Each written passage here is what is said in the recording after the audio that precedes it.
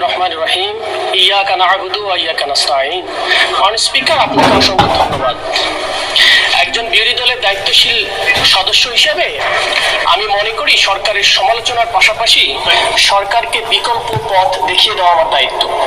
সেই অ্যাসপেক্ট থেকে এই বাজেট নিয়ে কিছু কথাবার্তা বলতে চাই। মাননীয় স্পিকার, এই বাজেট নিয়ে তো অনেক কথা হলো। বাজেটের একটা ভালো সাইড খারাপ সাইড বলতে গেলেও বলতে হয় বাজেটটা একটা বড় ঘাটতির বাজেট, এটা তো স্বীকার করতে হবে। অনেকে এটাকে নিন্দুকেরা বলে এটা একটা সাদা হস্তির বাজেট হয়েছে। মাননীয় স্পিকার, আমি মধ্যে কয়েকটা পয়েন্টে কথা বলতে চাই। তার এক নম্বর পয়েন্ট হচ্ছে আমাদের প্রতিরক্ষা খাত। মাননীয় স্পিকার, প্রতিরক্ষা খাতে যে বাজেটটা দেওয়া হয়েছে, আমি তা শুরু করার আগে আমাদের সম্মানিত স্পিকার সাহেব, উনি যেহেতু একজন বীর মুক্তিযোদ্ধা ছিলেন, ওনার সামনে হয়তো বলতে পারলে ভালো হইতো। শুধু এইটুকু বলি, এটা আমার একটা ধৃষ্টতা যে ওনার মতো একজন ব্যক্তির সামনে কথা বলতে পারতাম।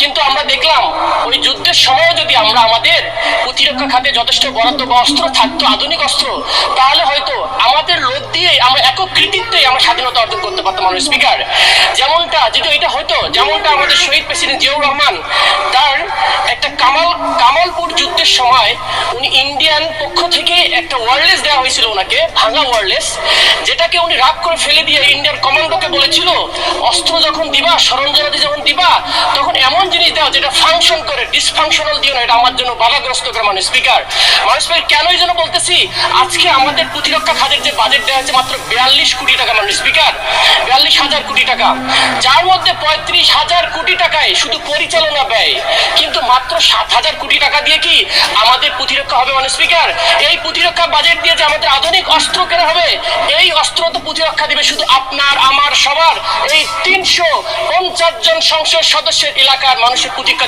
দিবে। মাননীয় স্পিকার, যেখানে আমাদের প্রতিদিন আমাদেরকে বিভিন্ন বর্ডার থেকে হুমকি দেওয়া হচ্ছে, আমার পঞ্চগড়ের বর্ডারে দখল করে নেওয়া হবে, আমার চিকেন লেক থেকে দখল করে নেওয়া হবে, আমার দক্ষিণের ফেনী সীমান্ত থেকে দখল করে নেওয়া হবে, আমার রংপুর বিভাগের আমাদের হিলি বর্ডারে, আমাদের দিনাজপুর অঞ্চলে, মাননীয় স্পিকার, পলাশবাড়ির গাইবান্ধা, আমার কুড়িগ্রাম, সর্বমহল থেকে যখন আমার কাছে থ্রেটেন আসে, রাষ্ট্রীয় সভরেনিটি সিকিউরিটি যখন আমার থ্রেট, মাননীয় স্পিকার, তখন এই বাজেট দিয়ে আমাদের প্রতিরক্ষা খাত বরাদ্দ হয়নি। মাননীয় স্পিকার, আমি যদি এই দিকেও তাকাই, মাননীয় স্পিকার, আমাদের মায়ানমার সাইডে যুদ্ধ চলমান। মাননীয় স্পিকার, সেখানেও আমাদের ফ্রন্টে চলমান রয়েছে।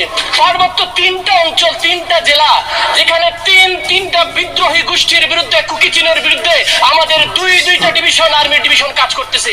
এই বরাদ্দ দিয়ে কি আমাদের প্রতিরক্ষা হবে? মাননীয় স্পিকার, আমি যদি নেভালের কথাও বলি, যেটা আমাদের সামুদ্রিক লাইফলাইন বলি, আমাদের বঙ্গোপসাগর, সেখানে মাত্র সেই 1980 সালের দুইটা সাবমেরিন আছে, আর কিছু অল্প কিছু ফ্রিগেট আছে।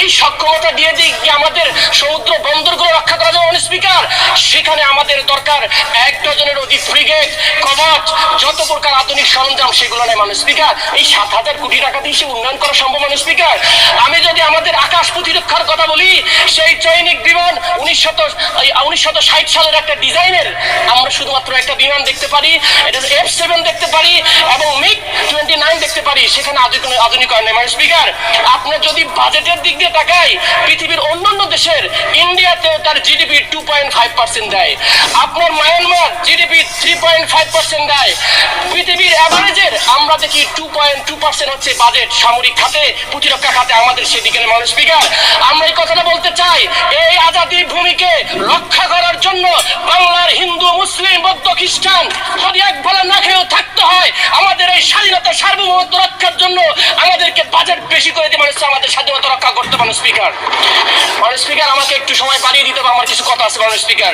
কেন বলতেছি, কারণ প্রতিনিয়তই আমাদেরকে, আমার মতো, আমার রংপুর না, আপনাদের সবাই থ্রেটেনে আছে আমাদের স্বাধীনতা নিয়ে। মাননীয় স্পিকার, আমাদের এই সবার দেশ, এটাকে আমাদের রক্ষা করতে হবে। মাননীয় স্পিকার, এখন আসি মাননীয় স্পিকার, একটু ব্যাংক খাত নিয়ে একটু কথা বলতে হবে।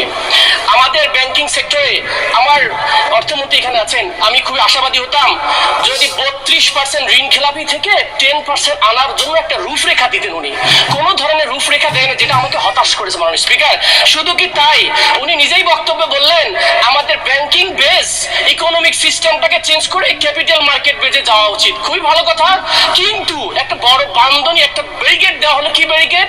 যেখানে আগে ডিভিডেন্ডের 20% ছিল লভ্যাংশ কোম্পানিগুলো, সেখানে কি আমরা দেখলাম 35.7% হয়ে গেছে। মাননীয় স্পিকার, সেখানে ক্যাপিটাল মার্কেট কি বিকাশ করা সম্ভব?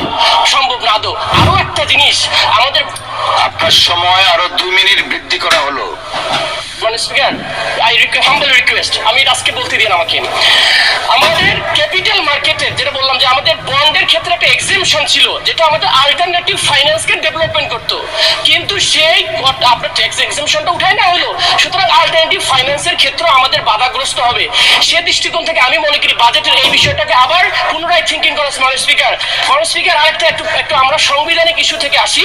সে বিষয়টা হলো আমাদের সংবিধানের 89 ধারায় বলা হয়েছে গ্রান্ট, ডিমান্ড ফর গ্রান্ট, এবং 90 বিধিতে বলা হয়েছে, আর্টিকেলে বলা হয়েছে যে স্পেসিফিকেশন অফ পারপাস লাগবে অথবা অ্যাপ্রোপ্রিয়েশন অ্যাক্ট লাগবে মাননীয় স্পিকার, যার মাধ্যমে খাতটা কোন খাতে আপনি টাকাটা পাস করে নিচ্ছেন। আমরা দেখলাম 5.1 বা অথবা 47 থেকে 48 হাজার কোটি টাকা, যেটার কোনো খাত নির্ধারণ করেনি মাননীয় স্পিকার, বিবিতে রাখা হয়েছে। এটা এই বাজেটের একটা বড় ঘাটতি এবং এটা কনস্টিটিউশনের একটা ভায়োলেশন। আমি মনে করি এখান থেকেও আমাদের প্রতিরক্ষা খাতে বাজেট যেতে পারে মাননীয় স্পিকার।